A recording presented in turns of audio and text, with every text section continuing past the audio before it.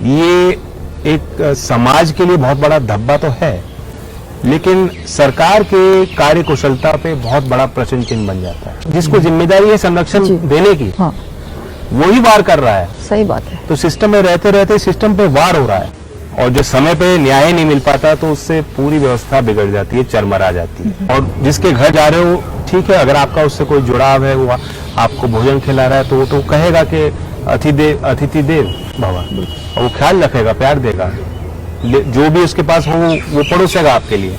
लेकिन कहीं ना कहीं आप उसको भी जता रहे हो कि मैं तुम्हारे घर इसलिए आया हूँ क्योंकि मैं एक संदेश देना चाहता हूँ। 2 अप्रैल के बाद मैं उन गांवों में गया जहां पुलिस बर्बरता के कारण मौतें हुई, जहां एक खौफ और भय का माहौल बनाया गया क्योंकि इतने मुकदमे दर्ज कर दिए गए। एक तरफ सरकार कह रही है कि हम नौकरी देना चाहते हैं, फिर कहती है कि सरकारी नौकरी है ही नहीं। नमस्कार, मैं प्रशांत कनौजिया। स्वागत है आज आपका जे बात में, जहां आज हम बात करेंगे सामाजिक न्याय की बात। आज हमारे साथ मौजूद हैं मेरी सहयोगी प्रीता हरित जी, जो पूर्व IAS ऑफिसर रही हैं, और आज हम सवाल पूछेंगे उनसे, जो राष्ट्रीय लोकदल के राष्ट्रीय अध्यक्ष हैं चौधरी जैन सिंह जी। और आज हमारे जो सवाल होंगे वो सामाजिक न्याय के इर्द गिर्द होंगे, और लगातार जो उत्तर प्रदेश के अंदर जो एट्रॉसिटी हो रही है, जो दलितों पर अत्याचार हो रहे हैं, जो महिलाओं के खिलाफ अपराध हो रहे हैं, उससे किस तरीके से निजात पाया जाए। और अगर 2022 में उत्तर प्रदेश के अंदर रालोद समाजवादी की सरकार बनती है तो जैन चौधरी जी की क्या विजन है दलितों के लिए, महिलाओं के लिए, आइए आज उनसे सुनते हैं। बहुत बहुत स्वागत है आज आपका जे बात के इस कार्यक्रम में। पहला सवाल, आपके लिए सामाजिक न्याय के मानी क्या है? हमारे समाज में गैर बराबरी और शोषण, जो जिसका आधार वर्ण व्यवस्था है या जाति व्यवस्था है, ये आज से नहीं बहुत समय से है। अब कुछ लोग ये कहते हैं कि इसे मिटाने के लिए शिक्षा ही रास्ता है, क्योंकि जब एजुकेट हो जाएगा, जब वो आदमी मुख्यधारा में आएगा तो उनकी कहीं ना कहीं समाज की उसकी सोच बदलेगी। मैं भी उस राय का हूं, लेकिन वही जाति को मिटा पाना इतना आसान नहीं। आप देखते हैं कि बार एसोसिएशन का चुनाव होता है तो वहां भी जाति के आधार पर हो जाता है। दिल्ली यूनिवर्सिटी का चुनाव होता है, वहां भी जाति के आधार पर हो जाता है। तो जाति एक पहचान का हिस्सा बन चुका। चौधरी चरण सिंह जी के तो काफी क्रांतिकारी विचार थे इस इशू पे, और अंतरजातीय विवाह के वो पक्षधर रहे, और उनकी कोशिश थी कि जो रूरल आइडेंटिटी है, जो ग्रामीण पहचान है, उसे हम आगे रख के राजनीति करें ताकि सबका उत्थान हो पाए। और मैं ये मानता हूं कि वही इशू है कि सोशल जस्टिस की जब हम बात करते हैं, सामाजिक न्याय की हम बात करते हैं, तो हमारा आदर्श वही है जो संविधान सभा में जो चर्चाएं हुई, फिर हमें बाबा साहेब ने जो ड्राफ्ट किया, संविधान मिला, और बाबा साहब ने फिर कमेंट भी किया कि अब एक धारणा बनी थी कि जब हमें संविधान मिल गया है और लोकतंत्र है तो वो संरक्षण सबको है, बराबरी सबको है। मैं मानता हूं कि कहीं ना कहीं आज भी उस चीज को हम पूरी तरह से लागू नहीं कर पाए, और इसलिए सरकारों पे जिम्मेदारी है, संवैधानिक जिम्मेदारी भी हम पे है कि जो वंचित समाज है, जो शोषित वर्ग है, उनको ऊपर लाने के लिए सरकार कुछ भी कर सकती है, नियम बना सकती है, कानून बना सकती है, संविधान के दायरे में रहते हुए। और इसलिए ये गवर्नेंस से जुड़ा हुआ इशू है, जो सरकार अगर आखिरी पायदान पे खड़े हुए व्यक्ति का ख्याल नहीं रख पा रही, राशन से लेकर शिक्षा से लेकर नौकरी, हर पहलू के लिए जो सरकारी नीतियां हैं, योजना है, उसका लाभ उस व्यक्ति तक नहीं पहुंच पा रहा, तो ये सबसे बड़ी चुनौती सरकार के लिए है। और इसलिए हमने अपने घोषणा पत्र में कुछ चीजें कही हैं। हम चाहते हैं कि यूपी में ऐसी सरकार बने जो सबको साथ लेके चले। आज जो सरकार है, दावे वो करते हैं, नारा उन्होंने बहुत अच्छा दे रखा है, सबका साथ, सबका विकास, सबका विश्वास, लेकिन सबको मालूम है कि टारगेट करके अभी काम होगा। आप ऐसा करते हैं, दलितों के यहाँ खाना खा के फोटो खिंचाते हैं? क्योंकि अभी योगी जी का और रवि किशन जी का फोटो आया, तो इस पर आप क्या कहना चाहते हैं? मतलब क्या इस तरह की माता जी से मिलते हैं तब भी फोटो खींचती है, तो पॉलिटिकल कल्चर का ये हिस्सा बन गया, दिखावाबाजी है। आपको लगता नहीं है ये गलत बात, शर्म की बात है कि 70 साल के बाद भी किसी दलित के साथ भोजन करना कोई एक इवेंट है? ये आप उपकार नहीं कर रहे, और जिसके घर जा रहे हो, ठीक है, अगर आपका उससे कोई जुड़ाव है, वो आपको भोजन खिला रहा है, तो वो तो कहेगा कि अतिथि देव भवन, और वो ख्याल रखेगा, प्यार देगा, जो भी उसके पास हो वो पड़ोसेगा आपके लिए। लेकिन कहीं ना कहीं आप उसको भी जता रहे हो कि मैं तुम्हारे घर इसलिए आया हूँ क्योंकि मैं एक संदेश देना चाहता हूँ। तो वो बड़ा कॉन्शियस एक एफर्ट हो जाता है जो आर्टिफिशियल है। सही बात। आपने अपने जब शुरुआत की तो आपने सबसे पहले एजुकेशन का नाम लिया, और आपने, मैं पढ़ पा रहा था आपके मैनिफेस्टो में कि आपने कहा है कि 100 बेहतरीन यूनिवर्सिटियों में जो SC ST OBC के बच्चे हैं उनके लिए स्कॉलरशिप प्रोग्राम आपकी सरकार लाएगी। आपको कैसे लगा कि मतलब ये एक तरीका हो सकता है सामाजिक न्याय के रास्ते में?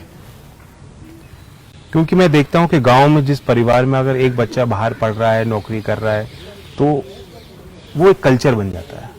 धीमे धीमे गांव के दूसरे परिवार के लोग भी कहते हैं देखो उस परिवार ने कितनी उन्नति कर ली, वो रास्ता है।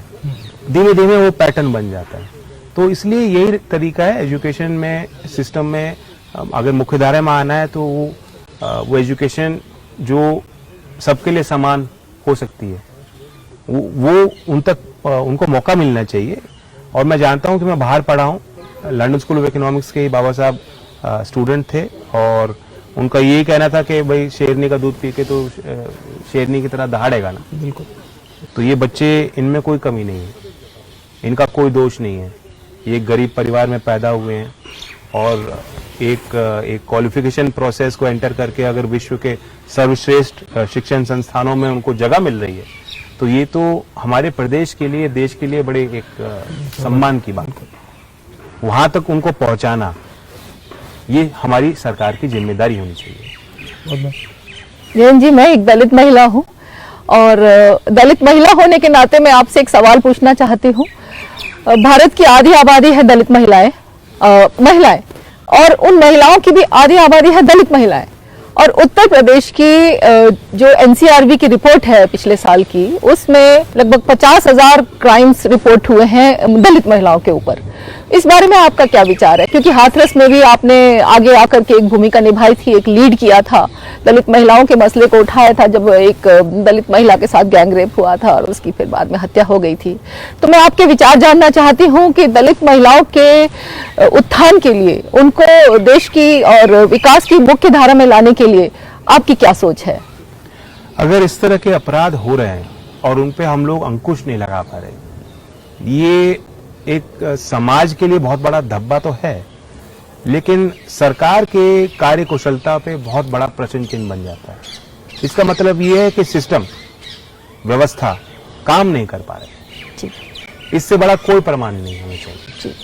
और यूपी का ट्रैक रिकॉर्ड बहुत ज्यादा निराशाजनक है। हाथरस में हम लोग उस परिवार से जाके मिले, सरकार नहीं चाहती थी कि हम लोग वहां उस परिवार तक पहुंचते। प्रशांत, तो आप दोबारा गए, उस परिवार से मिल के आए हो। अभी भी उस परिवार को जो सरकार ने वादे किए, हाथरस पीड़ित उस परिवार को अभी तक वो नहीं दिया। तो जो सरकार कर सकती है वो ही नहीं करना चाहती, कोई इच्छा ही शक्ति नहीं है सरकार के पास। बस वो दावे करते हैं। योगी जी रोज भाषण देते हैं कि हमने कानून व्यवस्था सुधार दिया, और किसी के घर बुलडोजर भेजने से, आपके विरोधियों की तस्वीर पोस्टर पे लगाकर उन्हें दंगाई साबित करने से, या कोई, बल्कि हाथरस में तो केरल के कुछ पत्रकार वहां जाके रिपोर्ट करना चाहते थे, NSA लगा के, आज भी वो UAPA लगा के आज भी उनको बंद रखा है जेलों में। तो ऐसे तो न्याय किसी को नहीं मिल पाएगा। तो हमें सबसे पहले तो सत्ता में जो इस तरह के लोग काबिज हैं, जो सिस्टम को बिगाड़ रहे हैं, उनसे मुकाबला करना है। और ये 2022 का चुनाव, ये उसकी पहली कड़ी है। और उसके बाद हमें सोचना है कि सिस्टम में हम किस तरह का सुधार लाएं। मैं ये मानता हूं कि अगर हम संवेदनशील पुलिस तंत्र तैयार करेंगे, वो एक रास्ता है। पुलिस को प्रशिक्षण दिया जाए, सेवा भाव उनमें पैदा किया जाए, उनके सेवा स्तर को बेहतर बनाने के लिए, उनके मनोबल को ऊंचा रखने के लिए जो भी सहूलियत सरकार को उनको देनी है, वो उनको दी जाए। उनकी संख्या बढ़ाने की जरूरत है। और जब संख्या आप बढ़ाओगे, मैं मानता हूं कि अगर महिला पुलिसकर्मी होंगी, वो अवैध रूप से किसी भी नागरिक पे मतलब लाठी नहीं चलाएगी। बिल्कुल। शायद जनता की जो सुनवाई आज नहीं हो पा रही, महिला बेहतर सुन सकती है। बेहतर। मेरे तो घर में 2 बहनें हैं। मेरे घर में बुआएं रहीं और बड़ा लाड प्यार मुझे रहा। और आज मेरी 2 बेटियां हैं। मैं जानता हूं कि जिस तरह से एक संवाद, खुला संवाद महिला कर सकती है, जी तो जब मेरी बहनें पुलिस की वो वर्दी यूनिफॉर्म पहनेंगी जी और 50% हमने वादा किया है कि हम भर्ती में महिलाओं की भर्ती करेंगे, बिल्कुल तो अपने आप ये पुलिस तंत्र में सुधार आ जाएगा। जी। आपकी सोच बहुत ही अच्छी है, उच्च कोटि की है। उत्तर प्रदेश के विकास में आपका एक बहुत बड़ा योगदान होने वाला है। और महिलाओं को सुरक्षा के बारे में आपका क्या कहना है? एक तरफ तो मोदी जी कहते हैं कि महिलाओं को जो है, योगी जी कहते हैं कि महिलाओं को स्वतंत्र रूप से कहीं भी आ जा सकती हैं। दूसरी तरफ उन्हीं की एक नेता है जो ये कहती है कि 5 बजे के बाद महिलाओं को बाहर नहीं निकलना चाहिए। तो ये कैसा विरोधाभास है? उनको खुद ही नहीं पता वो क्या कह रहे हैं। इसके बारे में आपका क्या कहना है? मैं इस सोच से इत्तेफाक नहीं रखता और हमें महिला सशक्तिकरण पुरुष नहीं करेंगे। मैं ये भी कहता हूं जी हम कुछ नहीं है कि हम आपको ताकत दें, जी कहीं ना कहीं महिलाओं को भी आगे आना होगा। पॉलिटिकली, सोशली, हर सिस्टम में उनकी गिनती बढ़नी चाहिए। हम भी कोशिश कर रहे हैं। हालांकि इस चुनाव में क्योंकि ये सवाल उठाया जाता है कि आपने टिकट कम दिए हैं महिलाओं को, जी हम इस पे भी सुधार करेंगे। जी अपने संगठन में भी महिलाओं को जोड़ेंगे, जी। ऐसी महिलाओं को जो महिला के इश्यूज को, उनके मुद्दों को लेके संघर्ष कर रही हो महिलाओं के बीच। जी, बहुत अच्छी बात है। आपने जैन जी आपको पता होगा कि एनसीआरबी की लगातार रिपोर्टें आती हैं और आप जान के चौंक जाएंगे कि भारत में हर 10 मिनट में एक एट्रोसिटी का मामला होता है दलितों के साथ। और ये भी एक शर्म की बात है कि जिस उत्तर प्रदेश से हम आते हैं उस उत्तर प्रदेश का रैंक नंबर 1 है। अब सरकारें तो कहती है हम नंबर 1 है, लेकिन एट्रोसिटी के मामले में भी उत्तर प्रदेश नंबर 1 है। और पूरे देश का 25% जो एट्रोसिटी का मामला है उत्तर प्रदेश से आता है। अभी आगरा में आपने सुना होगा कि किसी अपर कास्ट को, किसी दलित 10वीं में पढ़ रहा बच्चे ने नमस्ते नहीं की, इसलिए उसे गोली मार दी। तो ऐसे कई मामले हैं, तो इसको कैसे कम किया जाएगा? आगरा के ही एक वाल्मीकि समाज के बच्चे को पुलिस कस्टोडियल डेथ हुई। आज आप देख रहे हो कस्टोडियल डेथ भी एक इशू है। लखीमपुर में आज 16 साल का बच्चा है, एक मोबाइल चोरी के मामले में पीट के उसकी डेथ हो गई। और दलित के खिलाफ जो अट्रॉसिटी होती है, जैसे मैंने कहा, व्यवस्था काम नहीं कर रही। तो आप ये सोचिए कि राज्य में एक बॉडी है, एक संस्था है, SC/ST आयोग, उसके अध्यक्ष को आगरा के एक हरीश जी हैं, उनको बनाया गया बीजेपी की सरकार में। पहला उनका बयान था कि मैं SC/ST एक्ट में का जो दुरुपयोग हो रहा है उसे रोकना चाहता हूं। उनका पहला बयान ये होना चाहिए था कि जो SC/ST एक्ट के तहत मुकदमे होते हैं उनमें प्रोसिक्यूशन रेट इतना कम है कि हम लोग उसको अंजाम तक नहीं पहुंचा पाते। उन कमियों को मैं दूर करना चाहता हूं, या न्याय नहीं मिलता बच्चों को। 4% है प्रोसिक्यूशन रेट। वो ना कह के आयोग जिसको जिम्मेदारी है संरक्षण देने की, हाँ। वो ही वार कर रहा है। सही बात है। तो सिस्टम में रहते रहते सिस्टम पे वार हो रहा है, तो कैसे कोई न्याय की उम्मीद रख सकता है? सरकार ऐसे ही लोगों को वहां पहुंचाती है जो उनकी भाषा बोले। दरअसल बात यह है, पार्टी की भाषा बोले। जी, पार्टी की अगर भाषा ऐसी है जी, तो उनकी सोच कितनी गंदी है। बिल्कुल। सर, एक बात पूछना चाहती हूँ। बाबा साहब डॉक्टर अंबेडकर ने जब कहा था शिक्षा वो शेरनी का दूध है कि जो पिएगा वो दहाड़ेगा, तो शिक्षा के मामले में उत्तर प्रदेश किस हद तक पहुंचा हुआ है? उत्तर प्रदेश में शिक्षा को लेकर के क्या क्या मसले हैं जिन पर आप काम करना चाहेंगे? पहले तो गर्ल का जो ड्रॉप आउट रेट है प्राइमरी लेवल पे, देश में सबसे हाईएस्ट लेवल पे, मतलब सबसे घटिया स्थिति उत्तर प्रदेश की है।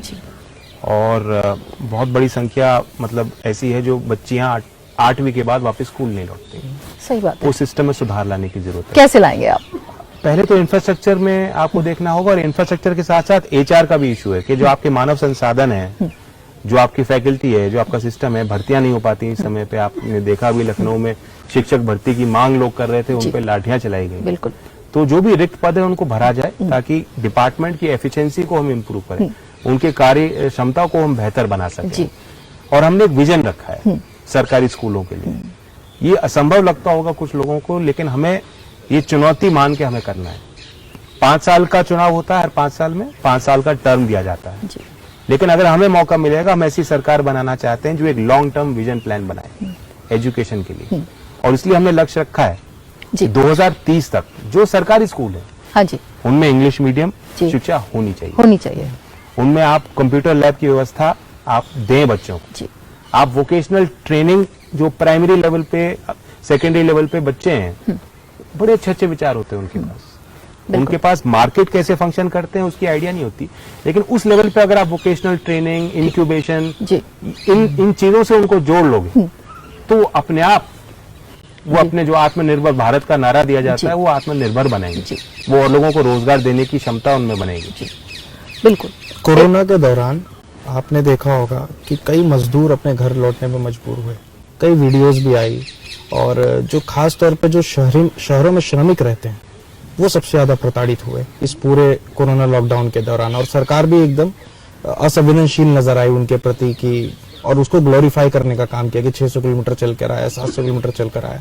आपने अपने मैनिफेस्टो में मान्यवर कांशीराम जी के नाम से, ये सबसे दिलचस्प बात है कि मान्यवर कांशीराम जी के नाम से शहरी श्रमिक कल्याण योजना को ऐलान किया है। मैं चाहता हूं कि आप हमारे दर्शकों को बताएं कि ये योजना आपके दिमाग में कैसे आई और इस योजना से कैसे लाभ हो सकता है। मान्यवर कांशीराम जी ने अनुसूचित जात, जनजात और पिछड़े वर्ग के लिए खास तौर से उनके शोषण के खिलाफ वो एक बुलंद आवाज बने और उनको राजनीतिक एक रास्ता दिखाया था जी। तो उनके सम्मान में हमने एक योजना का ऐलान किया है, और उसके पीछे सोच यही है कि आज जिस सिस्टम में हम चल रहे हैं, हम ग्लोबलाइज्ड एक वैश्वीकरण के दौर में रहते हैं, और इसमें पूंजी एक बहुत बड़ा फैक्टर है। अगर आपके पास पूंजी नहीं होगी तो आप कोई अपना व्यापार, अपना कारखाना, अपना काम स्थापित ही नहीं कर पाओगे।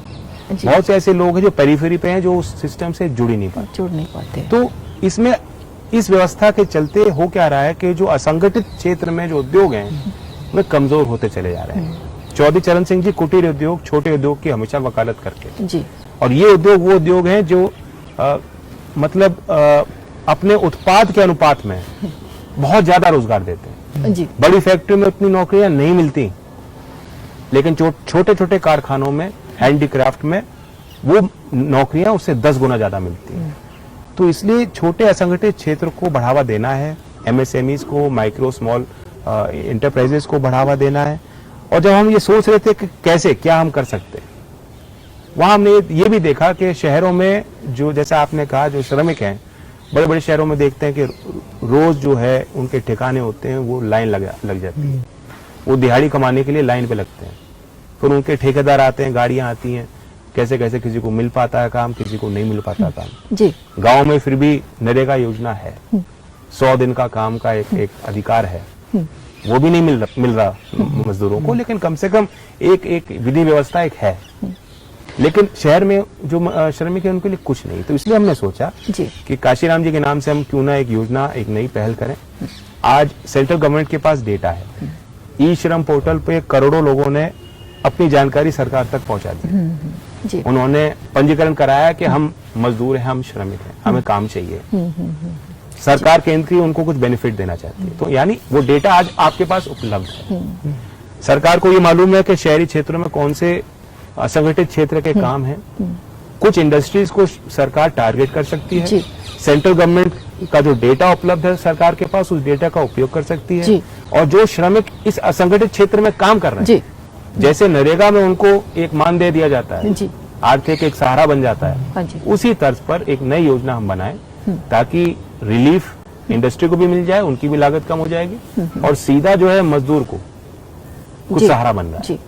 तो ये हमने एक नई योजना अपने काफी एक्सपर्ट्स के साथ बातचीत करके हमने तैयार की, बनाई। एक सबसे प्रमुख सवाल जो लगातार उत्तर प्रदेश के युवा पूछते हैं, दलित वर्ग के, खासतौर पर जब भी हम लोग ग्राउंड में जाते हैं, 2 अप्रैल भारत बंद का एक बहुत ही ज्वलंत मुद्दा उत्तर प्रदेश में रहा, खासतौर में पश्चिम उत्तर प्रदेश में, और हजारों की तादाद में मुकदमे लिखे गए और कई बेगुनाह लोगों पर मुकदमे लिखे गए जिनका कोई रिश्ता ही नहीं था मामले से।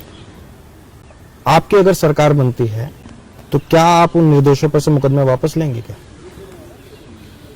देखिए, न्याय बहुत दुर्लभ होता जा रहा है।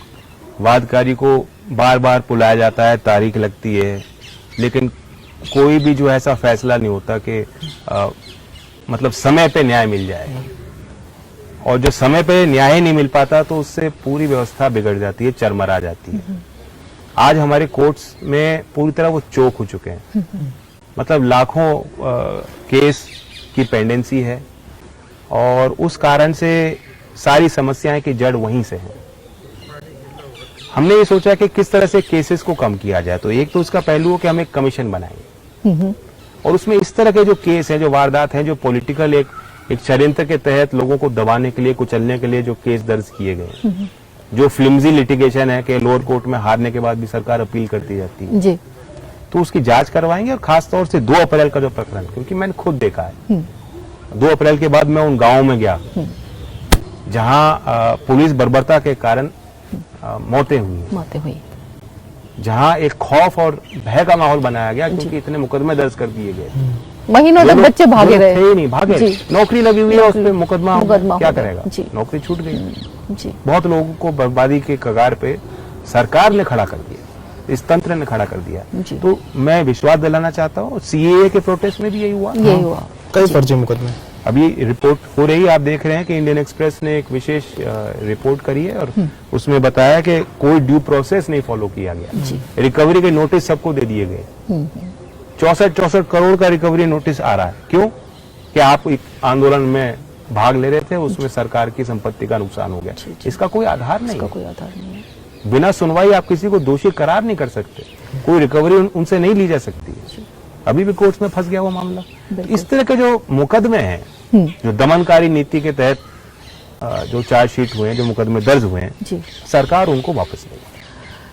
सर, आपको नहीं लगता कि जिस तरह की भारत की राजनीति का स्वरूप बन गया है, अभी शुरुआत में आपने अपनी बात जब कही थी तो कहा था कि जातियों में बटा हुआ है जिस तरह से, तो बाबा साहब डॉक्टर अंबेडकर एक जाति विहीन समाज चाहते थे, एक ऐसा समाज चाहते थे जिसमें जाति के आधार पर, धर्म के आधार पर कोई भेदभाव ना हो, हर व्यक्ति कानून के सामने बराबर हो।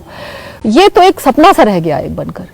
आप सरकार में आएंगे तो आप इस मुद्दे को किस हद तक लेकर जाएंगे कि बाबा साहब डॉक्टर अंबेडकर का ये सपना पूरा हो सके? जो भी हद पार करनी पड़े जी, अगर हमारी सोच अच्छी है और लक्ष्य ऊंचा है, एज ए सोसाइटी, जी, मतलब सर्व समाज में अगर ये धारणा बन जाए कि हमें ये हासिल करना है तो हम करें। जिस तरह से हो रहा है, राजनीति हो रही है कि जातियों में बांट रखा है, हर चीज पर जाति देखी जाती है व्यक्ति की, जातियों में भी उपजातियां देखी जाती हैं, तो आपको लगता है कि ये असंभव कार्य, ऐसा तो नहीं लगता कि कहीं असंभव हो? क्योंकि भारत एक रिग्रेसिव मोड में जा रहा है हो जाएगा या हम लोग कर लेंगे, ऐसा कोई मैं दावा नहीं कर रहा जी, क्योंकि ये कहीं ना कहीं इनग्रेन्ड है हमारे सिस्टम में। तो खुद ही मैं कह रहा हूँ जी, एक संस्कार के नाते ये दे दिया जाता है, जबकि आज के जो बच्चे हैं वो नए विचार के, वो उन बातों में वो मानते नहीं, विश्वास नहीं करते, लेकिन फिर भी आज भी उन पर थोपा जा रहा है। एक पीढ़ी लगेगी, 2 पीढ़ी लगेगी, लेकिन चीजें बदलेंगी, मुझे विश्वास जी। इसके लिए शिक्षा ही एकमात्र साधन है, शिक्षा और सेंसिटाइजेशन। चूंकि मैं अब आखिरी सवाल आपसे पूछूंगा कि लगातार लखनऊ के सड़कों पर 59,000 सहायक शिक्षक भर्ती में जो आरक्षण में घोटाला हुआ, उसके लोग प्रदर्शन करते रहे और योगी आदित्यनाथ की पुलिस ने उनके ऊपर लाठियां भांजी।